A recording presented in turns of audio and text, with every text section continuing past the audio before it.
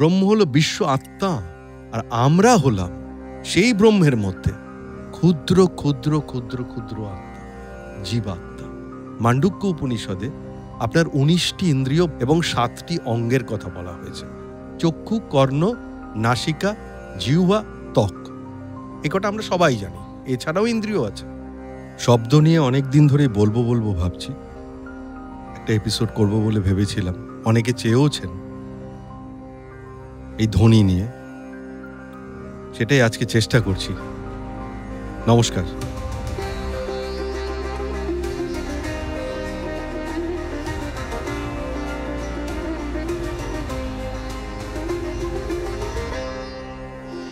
আমাদের প্রত্যেকের একটা নাম আছে, নাম থেকে তার পরিচয়।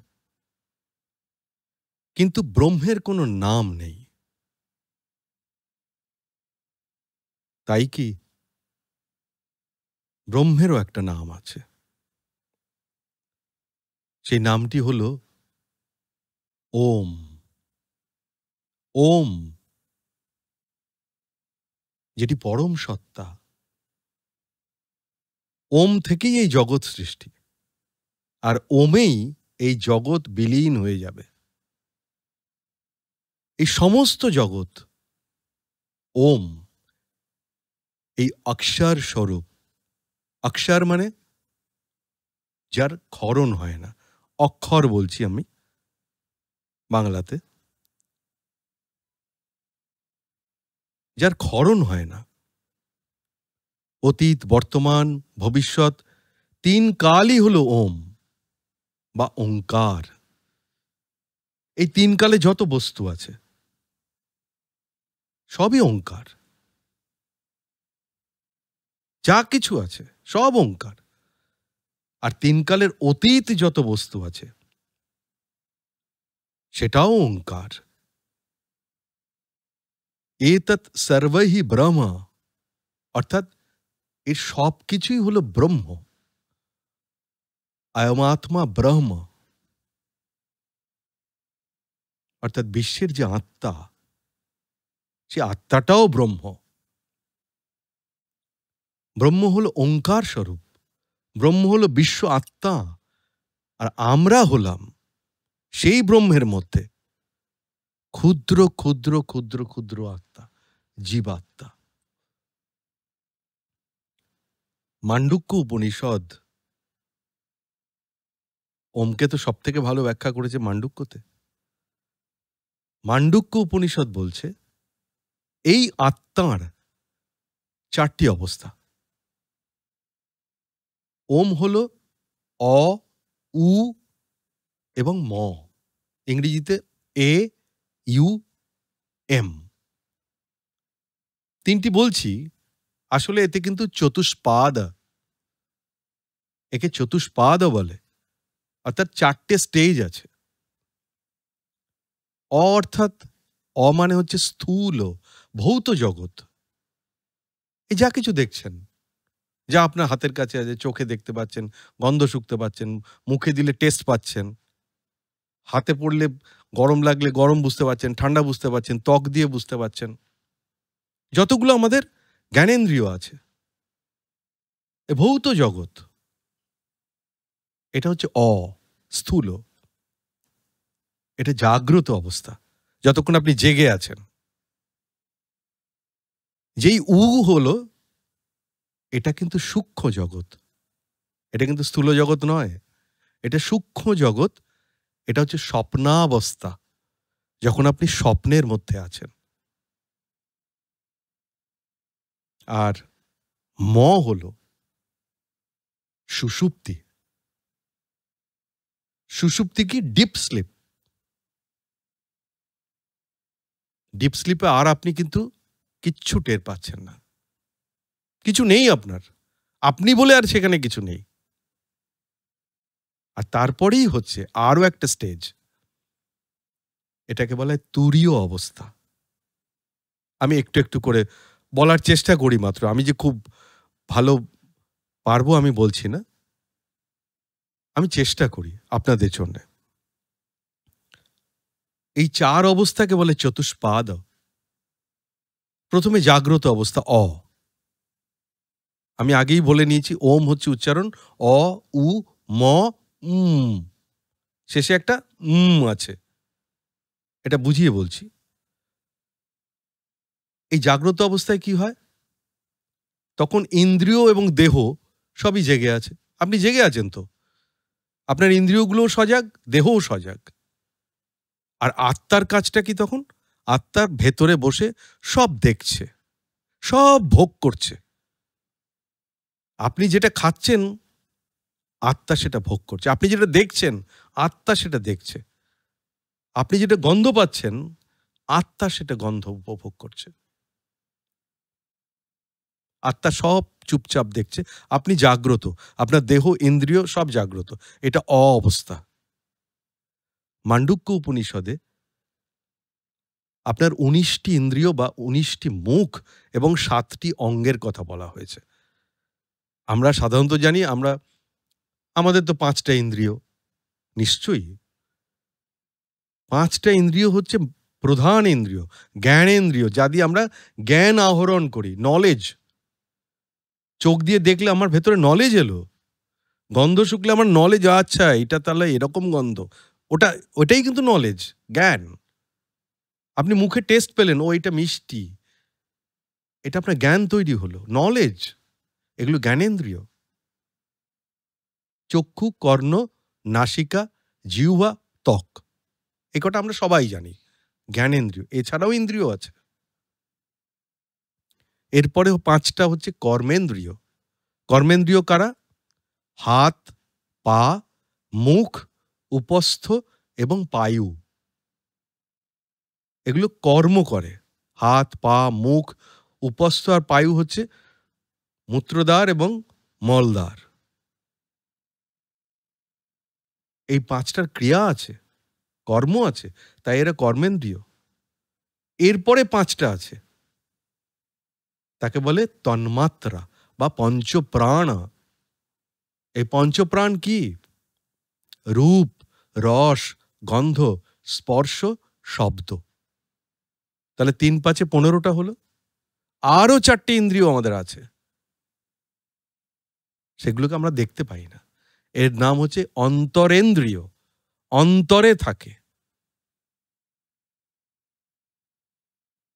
এই ৪টে ইন্দ্রিয়ের নাম কি? মন, বুদ্ধি, চিত্ত, অহংকার। এখন অহংকার মানে সবাই জানে, এই আমার গাড়ি আছে, বাড়ি আছে, এই আমার ছেলে ভালো একটা চাকরি পেয়েছে, বিরাট চাকরি, আমার মেয়ের খুব ভালো জায়গায় বিয়ে হয়েছে, এই আমার একটা ভেতরে অহংকার। এটা দেমাক, এটা গর্ব, এটা দম্ভ। হ্যাঁ, এটাও এক ধরনের অহংকার তো বটে। আসল অহংকার মানে হচ্ছে কি? আমিত্ব। আমিত্ব, যেখানে নিজেকে এই মায়া, এই নশ্বর জগতের মাঝখানে আলাদা একটা আত্মা বলে ভেবে নিই। আমি একটা আলাদা। আমি মনেই করি না যে আমি পুরো ব্রহ্মেরই একটা অংশ। আমি আমার এইটা, আমার দেহ, আমার অমুক, আমার তমুক। এই যে আমিত্ব, এটাকে, এই দেহটাকে আমি মনে করি। কত বড় ভুল করি। দেহটা আজ আছে, কাল নেই। এটাই আমি মনে করি। একেই বলে অহংকার। অহংকার কিন্তু অন্য কিছু নয়। আমিত্ব, অহম থেকে কথাটা এসছে। অহম মানে হচ্ছে আমি। আইনেস ইংরেজিতেও যদি বলি, এই আমিত্ব। আর ৭টা অঙ্গ কি? মূর্ধা, চক্ষু, প্রাণ, দেহ, বস্তি, পাদ এবং মুখ। এটা হলো প্রথম পাদ। মানে এই যে যতক্ষণ বললাম অটা, এটা হচ্ছে প্রথম স্টেজ। আত্মার এই যে অবস্থা, আপনি কিন্তু জাগ্রত, আপনার ইন্দ্রিয় সজাগ, দেহ সজাগ, সব কিছু আপনি ভোগ করছেন, আপনি খাচ্ছেন, আপনি দেখছেন, আপনি টেস্ট করছেন, গন্ধ পাচ্ছেন, আত্মাও সেটা নিচ্ছে। এই যে অবস্থা আত্মার, একে বলা হয় বৈশ্যানর। তালব্যস্যয় বফলা আকার, বয়ৈকার। বৈশ্যানর। এরপর হচ্ছে দ্বিতীয় অবস্থা, স্বপ্ন। স্বপ্নে আপনার অন্তরে জ্ঞান। স্বপ্ন দেখেন কখন? যখন আপনি ঘুমিয়ে থাকেন, জ্ঞানটা অন্তরে। তখনও কিন্তু আমাদের এই জগতের অস্তিত্ব মুছে যায়নি। খেয়াল করুন, আপনি কিন্তু জগৎকেই উপলব্ধি করছেন। কেন? আপনি কি দেখেন স্বপ্নে? এই তো এই গতকাল আমরা বন্ধুরা মিলে সবাই মিলে সিনেমা দেখতে গেছিলাম। তাহলে সিনেমা হলটা বাস্তবের? সিনেমাটা বাস্তবের? বন্ধুগুলো বাস্তবের? এই গতকাল আমরা বেড়াতে গেছিলাম সবাই মিলে। আরে সেইখানে গিয়ে তো ওই বন্ধুর সঙ্গে দেখা হলো। তার মানে ওই বন্ধুকেও আপনি দেখেছেন স্বপ্ন অবস্থায়। এই যে ঘটনাগুলো, যে চরিত্রগুলো, যে স্থানগুলো আসছে সব বাস্তবের। আপনি কিন্তু তখনও বাস্তবটাকে ভোলেননি। আপনি কিন্তু স্বপ্ন দেখছেন। এই যে সময়টা, এই যে অবস্থাটা, এই অবস্থাটাকে বলা হয় তৈজস বা তৈজস। এটা তখন মনের মধ্যে আপনি এই ছবিটা দেখছেন। জগতের অস্তিত্ব থাকছে। মন দিয়ে জগৎকে উপলব্ধি করছেন। মন দিয়ে। তার মানে স্বপ্নেও আপনি কিন্তু বাস্তবই দেখেন। এরপরে স্টেজটা হলো সুষুপ্তি বা ডিপ স্লিপ, গভীর নিদ্রা। খেয়াল করে দেখুন, ওই সময় আর আপনার কিচ্ছু মনে নেই। আপনি পরের দিন সকালবেলা উঠে বলবেন, ও বাবা, ওর পরে তো আর আমার কিচ্ছু মনে ছিল না। ও বাবা, আর কিচ্ছু মনে নেই। এটাই হচ্ছে ডিপ স্লিপ। এটাকে বলে সুষুপ্তি। এটা তৃতীয় পাদ, থার্ড স্টেজ। এখানে কোনো কামনা, কোনো স্বপ্ন, কোনো কিচ্ছু থাকে না। একটা আনন্দময় মুহূর্ত। আত্মা তখন চিত্ত বা জ্ঞান স্বরূপ। আত্মা তখন নলেজের সমান, চিত্তের সমান। যেহেতু কোনো বাহ্যিক জ্ঞান থাকে না, তাই আত্মা তখন নিজ স্বরূপে, নিজের রূপ দেখাচ্ছেন, একীভূত হয়ে আছেন। যেহেতু কোনো বাহ্যিক জ্ঞান নেই, আত্মার এই যে অবস্থা, একে বলে প্রাজ্ঞ। তাহলে কি বললাম? প্রথমটা বৈশ্যানর, অ, উ হচ্ছে তৈজস, আর ম মানে সুষুপ্তি, এটা হচ্ছে প্রাজ্ঞ। এই অবস্থাটাকে বলে। আত্মা এই অবস্থায়, প্রাজ্ঞ অবস্থায় নিজেই নিজেকে ভোগ করে। সাধনার এই যে অবস্থা, এটাকে বলা হয় সমাধি। আমরা শুনি না, অমুকে সমাধি হয়েছে, তমুকে সমাধি হয়েছে, অমুক সাধুর, সন্ন্যাসীর। এটা হচ্ছে সেই সমাধি স্তর, স্টেজ। আর সবশেষ হচ্ছে তুরীয় অবস্থা। এটা হচ্ছে চতুর্থ পাদ। আমরা আগেই বলে নিয়েছি, এই আত্মার চারটে চতুষ্পাদের। এখন আমি আপনাকে বোঝাবো কি করে তুরীয় অবস্থাটা। ওমের উচ্চারণ, ওম উচ্চারণ করলেই আপনি বুঝতে পারবেন তুরীয় অবস্থাটা কখন। ওম উচ্চারণটা যখন অম বলে যখন ম করে করে শেষ হয়ে যাচ্ছে, শেষ হয়ে গিয়ে একটা নীরবতা থাকে দেখবেন। আবার নতুন করে আপনি শুরু করছেন। এই যে নীরব হয়ে যাচ্ছে উচ্চারণের পর, ময়ের উচ্চারণের পর, এই জায়গাটা হচ্ছে তুরীয় অবস্থা, আত্মার সর্বোত্তম অবস্থা। এখানে আত্মা এবং পরমাত্মা সব এক হয়ে যায়। এই জায়গাটাকেই বলা হয় শিব, শিব বা ওঙ্কার। মান্ডুক্য উপনিষদে এই তুরীয় অবস্থাটা কেমন, এটা অদ্ভুত। আমি এক্ষুনি বলবো, মানে আমি চেষ্টা করছি আপনাদের কাছে আরো সরল করে বলার। তুরীয় অবস্থাটা কি বোঝানোর জন্য মান্ডুক্য উপনিষদ বলছে, নান্ত প্রজ্ঞং না বহিষ্প্রজ্ঞং ন ভয়ত প্রজ্ঞং না প্রজ্ঞান ঘনং না প্রজ্ঞং না প্রজ্ঞং। মানে কি? নান্ত প্রজ্ঞং, অন্তর্জগতের কোনো অনুভব নেই। না বহিষ্প্রজ্ঞং, বাইরের জগতেরও কোনো অনুভব নেই, মানে অন্তরিন্দ্রিয় কাজ করছে না, কোনো কাজ করছে না। বাইরের ভেতরেরও কোনো অনুভব নেই, বাইরের জগতেরও কোনো অনুভব নেই। ভাবুন তুরীয় অবস্থা। বাইরের ভেতরের কোনোটারই কোনো অনুভব নেই। নৌভয়ত প্রজ্ঞাং। এই 4 ভাগে বিভক্ত আত্মা, প্রণব, অক্ষর, ওম এবং ব্রহ্ম, এই সবকটাকে নিয়ে একটা সামঞ্জস্য বিধান করে এই মান্ডুক্য উপনিষদে একটা মন্ত্রে সব পরিষ্কার করে বলে দেওয়া হয়েছে। সে মন্ত্রটা কি? সোহয়মাত্মাধ্যক্ষরমঙ্কর হদিমাত্রম। আরও আছে, কারণ আপনারা জানেন যে মান্ডুক্য উপনিষদ শ্লোক আকারে নেই, গদ্যে লেখা। 12টি মন্ত্র আছে। অর্থাৎ কি? সোয়ম আত্মা দক্ষরমঙ্কর হদিমাত্রা। অর্থাৎ সেই ওঙ্কারই হলো আত্মা, 4 ভাগে বিভক্ত হয়ে অধিকার করে আছে। এই যে 4টে বললাম, 4টেকে সামঞ্জস্য করে মান্ডুক্য উপনিষদে এটা তৈরি করা হয়েছে, মানে এই মন্ত্র দেওয়া হয়েছে। ওম সম্পর্কে সমস্ত উপনিষদগুলোতে একটা ধারণা দেওয়া হয়েছে।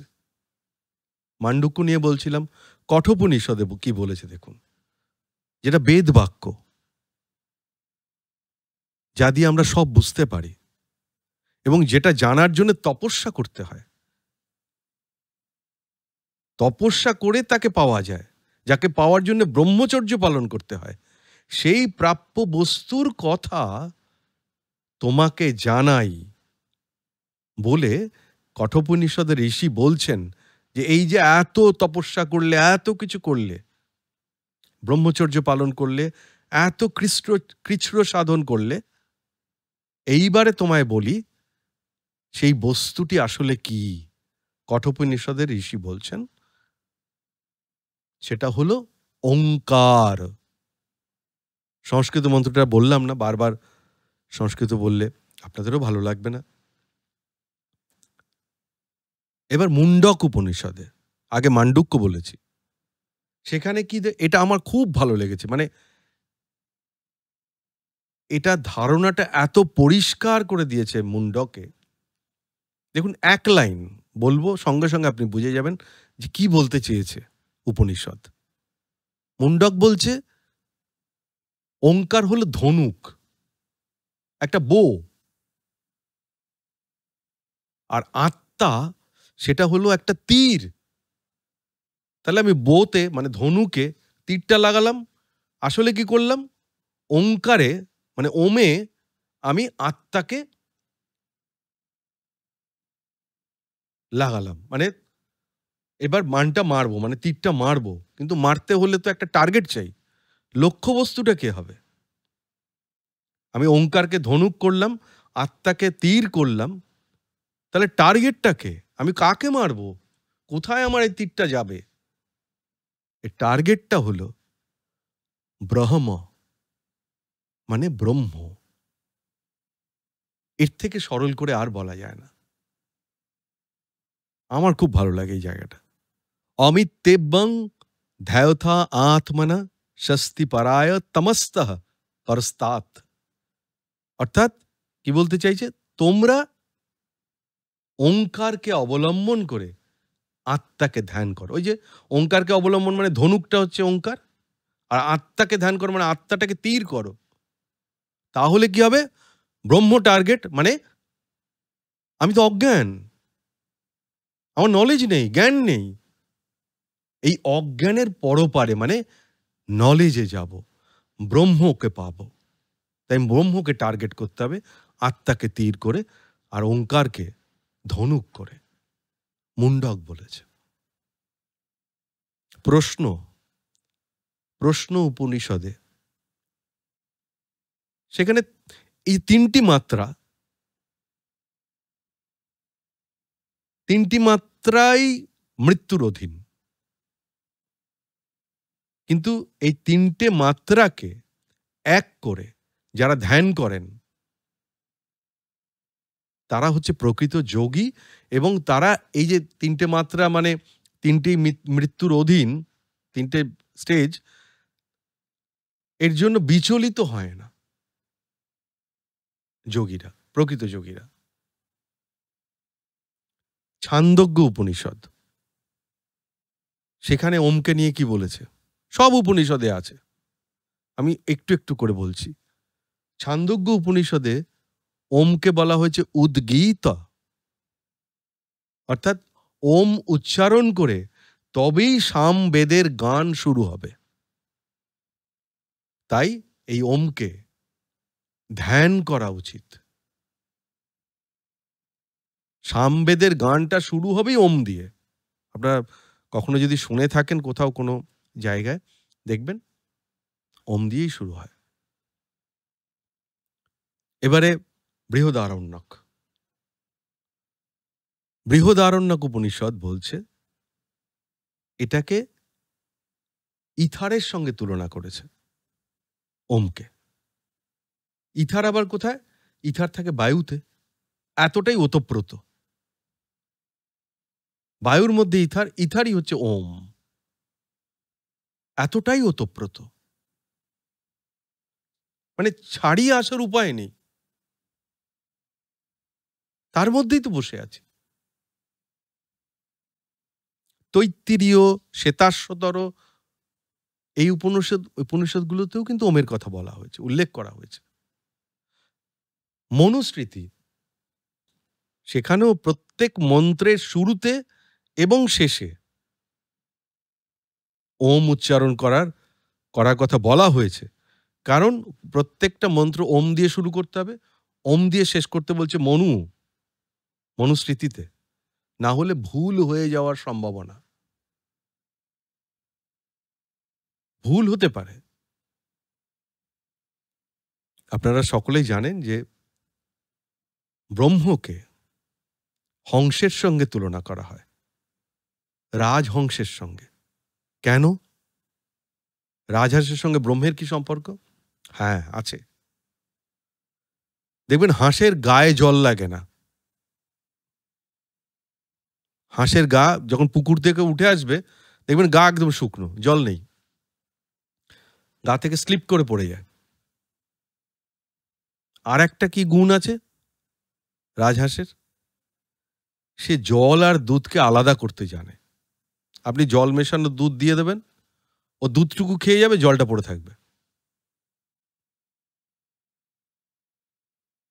ভাবুন তো,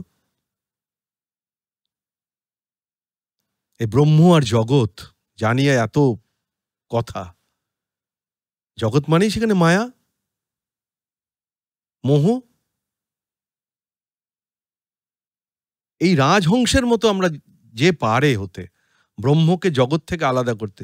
জগৎ নশ্বর, সে থাকবে না, আমি জানি, এটা মায়ার জগৎ,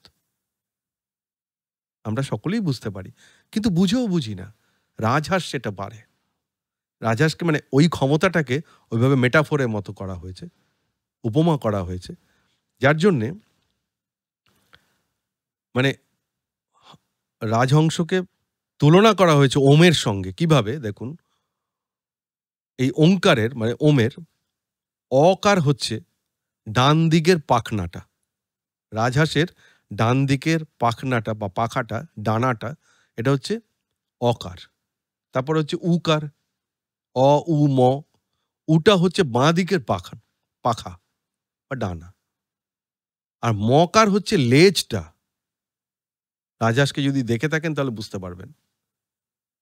আর ওই যে অর্ধমাত্রা, যেটা ওঙের ওপরে যখন ওং লেখেন একটা অর্ধমাত্রা দেন না, ডান দিকে এরকম নিচু হয়ে আসে, এই অর্ধমাত্রাটা হচ্ছে হাঁসের বা রাজহংসের মাথাটা। মাথাটা খেয়াল করুন রাজহংসের, এইভাবে তুলনা করা হয়েছে। ওমই হলো জীবনের চিন্তা, বুদ্ধি, সমস্ত কিছু মূল ভিত্তি। পণ্ডিতেরা বলছেন 3 বা 6 বা 12 বার ওম উচ্চারণে মনে একটা প্রশান্তি আসে। সাধকেরা বলেছেন, বর্তমানে যারা যোগবিদ্যা নিয়ে চর্চা করেন তারাও বলছেন কিন্তু ওম উচ্চারণে দারুণ প্রশান্তি হয় মনের মধ্যে। ওম হলো প্রতীক। ওম সর্বত্র, সর্বব্যাপী, আকাশ পাতাল মর্ত্য, অনন্ত ব্রহ্মাণ্ড, ব্রহ্মাণ্ডের বাইরে সব জায়গায় ওম আছে। আমরা ওমেরই মধ্যে। দেখুন, যখন আমরা আম গাছের কথা বলি, আমরা আম গাছটাকেও ভাবি, তার সঙ্গে সঙ্গে কিন্তু তার ফলটাকেও কল্পনা করি এইরকম দেখতে। কেমন দেখতে বুঝতে পারি। ওম বললে সেটা কিন্তু আমরা বুঝতে পারি, তাতে সৎ, চিৎ এবং আনন্দ, অর্থাৎ সচ্চিদানন্দ, সেটাই রয়েছে ওমের মধ্যে। সৎ মানে সত্তা, অ্যাবসোলিউট এক্সিস্টেন্স, অ্যাবসোলিউট। চিৎ মানে চিত্ত, অ্যাবসোলিউট নলেজ।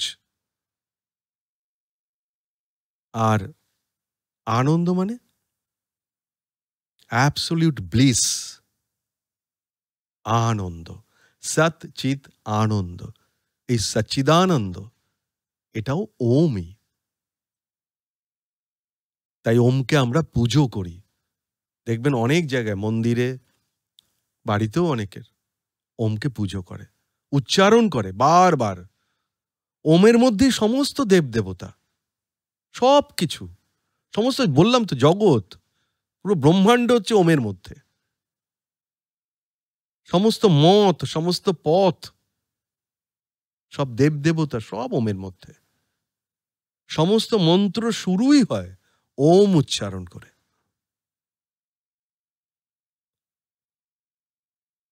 অপ ধাতুর মন প্রত্যয় করলে হয় ওম। অপ ধাতু মানে কিভাবে এলো ওম কথাটা? অপ ধাতু মানে রক্ষা করা। আর ওম কথার অর্থটা হলো ওই অপ ধাতুকে মন প্রত্যয় করে, যেমন আমরা করি না যে ধৃ ধাতুকে মন প্রত্যয় করলে হয় ধর্ম, তাই না? আমরা পড়েছি কিন্তু স্কুলের যখন পড়তাম বাংলা ব্যাকরণে পড়েছি। তো ওম কথার অর্থ হচ্ছে যিনি রক্ষা করেন। অপ ধাতুর মানেই হচ্ছে রক্ষা করা। ওমই হলো সমস্ত বিশ্ব ব্রহ্মাণ্ডের কর্তা, গর্ভ, সেখান থেকে সৃষ্টি হয়েছে ওম কম্পনের মধ্য দিয়ে। আবারও বলি, ওম কিন্তু কম্পন। প্রলয় হবে যখন, যখন সব শেষ হয়ে যাবে, তখনও কিন্তু এই ওম কম্পনের মধ্য দিয়ে প্রলয়টা হবে, শেষ হয়ে যাবে। স্বামী শিবানন্দ অসম্ভব পণ্ডিত মানুষ, ওরকম সাধক, ওম সম্পর্কে বলতে গিয়ে লিখেছেন, সদ্যজাত শিশু যখন প্রথম জন্মেই কাঁদতে থাকে, দেখবেন ওয়া ওয়া বলে কাঁদতে থাকে, আসলে কিন্তু ও ওমই বলতে চাইছে। ও ওমই বলতে চাইছে। কেন ওটা ওয়া ওয়া হয়ে যাচ্ছে? কারণ শিশু তো সবেমাত্র জন্মেছে, তার তো উচ্চারণের প্রত্যঙ্গগুলো তৈরি হয়নি, দাঁত নেই, ঠোঁট ভালো শক্ত হয়নি, জিভ ভালো হয়নি, আড়ষ্টতা রয়েছে, ওই জন্য ওয়া ওয়া করে। আসলে ওমটাই বলতে চাইছে।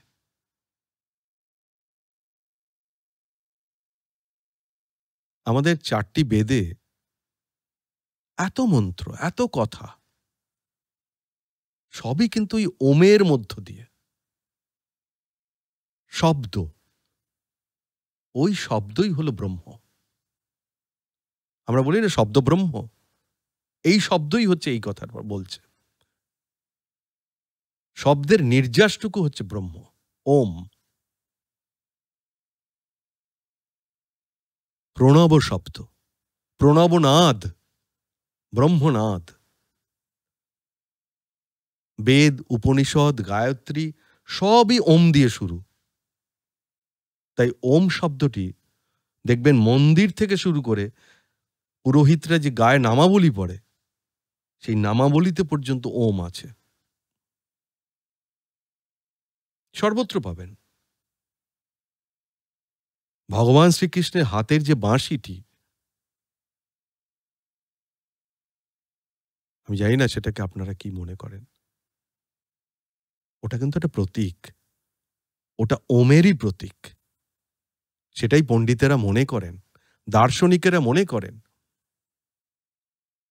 তার দার্শনিকভাবে ব্যাখ্যাও আছে। ভগবান শ্রীকৃষ্ণই বলছেন, তোমার অহংকার শূন্য করো, তোমার দেহ বাঁশিকে আমি বাজাবো, তুমি আমার ইচ্ছের অধীন হও, আমাকে আশ্রয় করো, ওমকে আশ্রয় করো, আমাকে ধ্যান করো, আমার দেহতে তোমার প্রবেশ ঘটবে। তোমার আত্মার সেই সুর তুমি শোনার চেষ্টা করো, মানে বাঁশির সেই সুর। ওম হলো অক্ষর, যার ক্ষরণ হয় না, অক্ষর, মনোসিলেবল, একাক্ষর। আবার ওম হলো সগুণ, যার ৩টে গুণই আছে, সত্য রজ তম। আবার ওমই হলো নির্গুণ, যার কোনো গুণ নেই, সত্য রজ তম কোনো গুণ নেই। ভাবুন,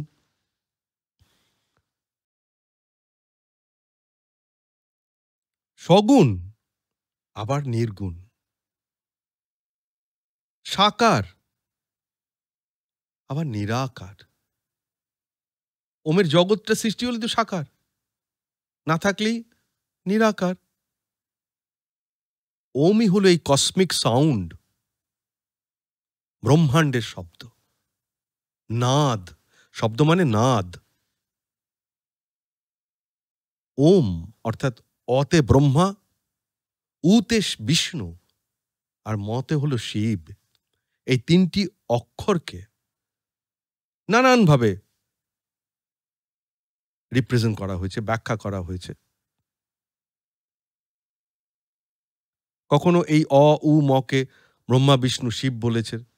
কোথাও রজ, সত্য, তম বলা হয়েছে। কোথাও শরীর, মন, আত্মা, এটা বলা হয়েছে। অ, উ, ম, ওম। কোথাও এটাকে স্থূল, উতে সূক্ষ্ম এবং মতে কারণ ভাগ করা হয়েছে। কোথাও অতীত, বর্তমান, ভবিষ্যৎ বলা হয়েছে। কোথাও বলা হয়েছে সৃষ্টি, স্থিতি, প্রলয়। সবই কিন্তু অ, উ, ম। সব কিন্তু দেখুন ওমের মধ্যে আছে। সৃষ্টি, স্থিতি, প্রলয়, সেটাও ওম। ঘুম, না ঘুম, দুটোর কোনোটাই নয়।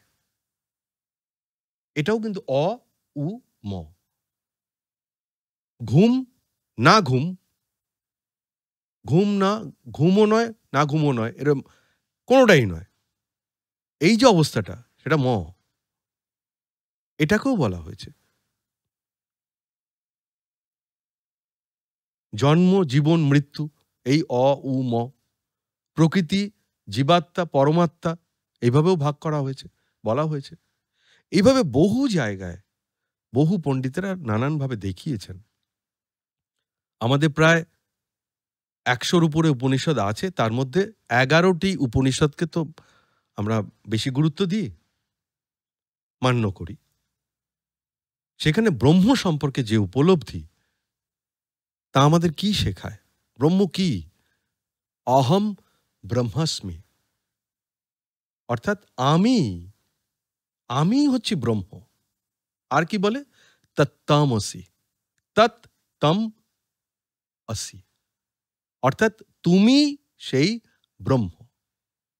অয়ম আত্মা ব্রহ্ম, অর্থাৎ আত্মাই হচ্ছে ব্রহ্ম। আর কি বলেছে? প্রজ্ঞানং ব্রহ্ম, অর্থাৎ ব্রহ্মই হলো জ্ঞান, নলেজ। এই ৪টি হচ্ছে মহাবাক্য। এই এত বেদ উপনিষদ পড়ে এই ৪টি হচ্ছে মহাবাক্য, তোমাকে জানতে হবে, উপলব্ধিতে আনতে হবে। উপনিষদের প্রায় সবকটাতে ওম সম্পর্কে বলা হয়েছে। আমি আগেই বললাম মান্ডুক্য উপনিষদে 12টা শ্লোক আছে।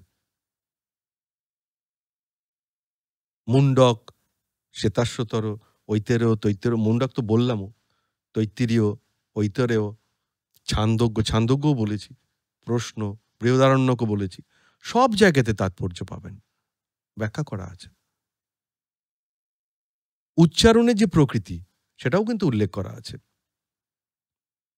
অ, উ, ম উচ্চারণ কোথা থেকে হবে, কিভাবে হবে তাও বলা আছে। অ উচ্চারণটা হবে নাভিমূল থেকে, নাভি থেকে আসবে। তখন মুখের অবস্থা কি হবে? মুখ থাকবে অ, খোলা। দেখুন আপনি উচ্চারণ করুন, অ বললেই আপনাদের মুখ খোলা হবে। আর যেই উ উচ্চারণ করবেন সেটা কোথা থেকে আসবে? নাভি থেকে নয়, বক্ষ থেকে, বুক থেকে। যেই উ উচ্চারণ হবে তখন দেখবেন মুখ অর্ধেক খোলা, এবং উতে আপনার মুখ ছোট হয়ে যাবে। বুক থেকে আসছে। আর যে ম উচ্চারণ করবেন মুখ একদম বন্ধ হবেই। আপনি করে দেখুন, আপনি প্র্যাকটিস করুন, এক্ষুনি করুন, দেখুন অ, উ, ম এই হবে মুখের আকৃতি। এই যে কম্পনটা আপনার শরীরের মধ্যে ভাইব্রেশন, একটা শব্দের অনুরণন, সেটা কিন্তু আপনার ওই অ, উ, ম এর মধ্য দিয়ে 7টা চক্রের মধ্য দিয়ে আসছে। মূলাধার, স্বাধিষ্ঠান, মণিচক্র, অনাহত, বিশুদ্ধ, আজ্ঞা, সবশেষে সহস্রার একদম এখানে। এই 7টা চক্র দিয়ে এই শব্দটা আসবে। শুরুতে তো হবেই না, অনেক অনেক অনেক দিন লাগবে প্র্যাকটিস করতে। 7টা চক্র ঘুরে আসবে। ওম। গীতায়, ভগবদ গীতা, ভগবান শ্রীকৃষ্ণ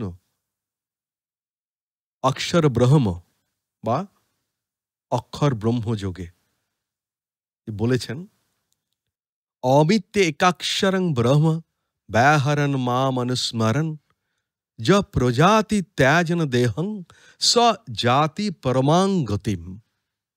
অর্থাৎ মানে কি দাঁড়ালো? ভগবান শ্রীকৃষ্ণ বলছেন,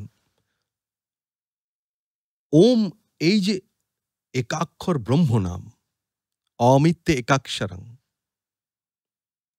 এই একাক্ষর ব্রহ্ম নাম উচ্চারণ করে ভগবান শ্রীকৃষ্ণ বলছেন, যে আমাকে ধ্যান করতে করতে দেহত্যাগ করবে মৃত্যুর সময়, এই এক অক্ষর যেটা ওম, এটা উচ্চারণ করতে করতে যখন দেহত্যাগ করবেন, তিনি পরম গতি পাবেন, অর্থাৎ তিনি আমাকেই পাবেন। এটা মানে অক্ষর যোগের কথা বললাম। জ্ঞান বিজ্ঞান যোগে, সেখানে এই গীতায় ভগবান শ্রীকৃষ্ণ বলছেন, প্রণবঃ সর্ববেদেষু শব্দ খেয়ে পৌরুষং নৃষু। মানে কি? প্রণবঃ সর্ববেদেষু, আমি, ভগবান শ্রীকৃষ্ণ বলছে আমি সর্ববেদে প্রণব, প্রণব, আমি সে প্রণব ধ্বনি, ওঙ্কার ধ্বনি। শব্দ খে, খে মানে, খে মানে হচ্ছে আকাশ, আমি আকাশে শব্দ। আর পৌরুষং নৃষু, নরগণে আমি পৌরুষ। আবার রাজবিদ্যা, রাজগুহ্য যোগে ভগবান শ্রীকৃষ্ণ এই ভগবদ গীতাতেই বলছেন। কতবার বেদের কথা মানে ওঙ্কারের কথা বলা হয়েছে গীতাতে দেখুন। বেদ্যাং পবিত্রম ওঙ্কার ঋক্সাম যজুরে বচ। বেদ্যাং পবিত্রম ওঙ্কার, অর্থাৎ আমি বেদ, জ্ঞাতব্য পবিত্র ওঙ্কার আমি। ঋক সাম যজুরে বচ, ঋক সাম যজুও এই বেদগুলো আমি। ওম ধ্বনিটিতে সমস্ত ব্রহ্ম, অর্থাৎ যা কিছু আমরা ইন্দ্রিয় দিয়ে বুঝতে পারি, যা কিছু আমরা ইন্দ্রিয় দিয়ে বুঝতেই পারি না, সব কিছু, বোঝা না বোঝা সবটাই ওমের মধ্যে। দেব দেবতা সকলে ওমের মধ্যে, কোনো কিছু ওমের বাইরে নয়। তাই একে আমরা পুজো করি, পবিত্র বলে মনে করি। আজ তাহলে এই পর্যন্তই। সকলে ভালো থাকুন, সুস্থ থাকুন। নমস্কার।